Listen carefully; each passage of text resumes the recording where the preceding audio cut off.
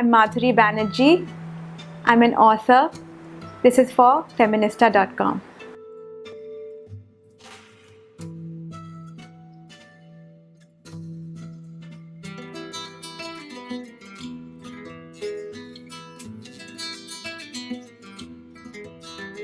So I've been writing since I was about 6-7 years old, and I wrote my first book when I was about 11. It was a 9 or 11, something like that. So I took a spiral notebook and I wrote out the entire book. So I think somewhere in my destiny it was written that I was going to be writing books all along. So since then I've just been writing. I've been writing a diary, which is like a yearly diary, since I was 10 years old. So that's for about 3 decades now. So writing is in my genes, I guess. I write every day. So then obviously it's become a full-time career. I think housewives today are living in a patriarchal system where they are answerable to their husbands, their in-laws, and an entire society. So they are a little afraid of speaking about their sexual desires or their needs, or even basic things about like wanting some me time.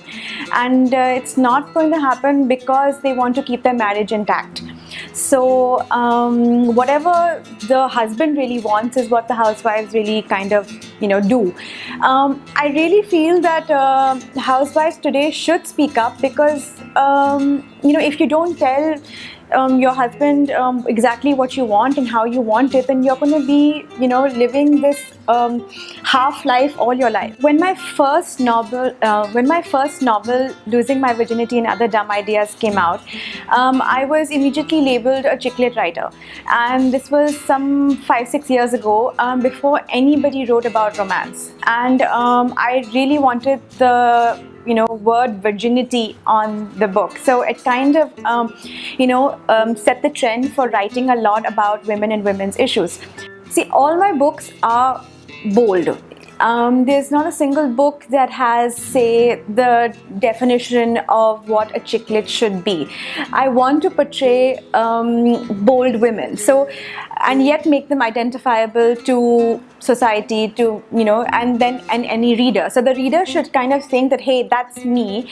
And then I want to give the choices that, this may not be your curve, but this could be what you could do, and give that protagonist of mine strength enough to go forward and do different things, which are bold things. So whether you are sexually liberal, whether you are standing up to your husband, whether you are telling your unrequited love in advantage love, saying that you can go jump off somewhere else, but I don't need you in my life anymore.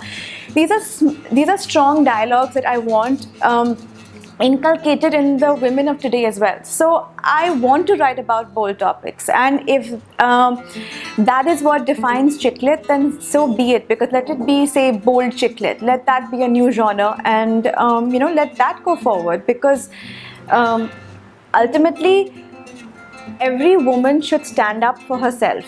And if through my writing I'm able to help that woman stand up for herself, then I've accomplished something. Fear limits you completely. So if you fear doing something today, you'll never live a complete life tomorrow. So if you choose to come out of that fear, you will live wholly, completely, and purely to what God has told you to live and how He has shown you how to live. It's just your choice of how you live it.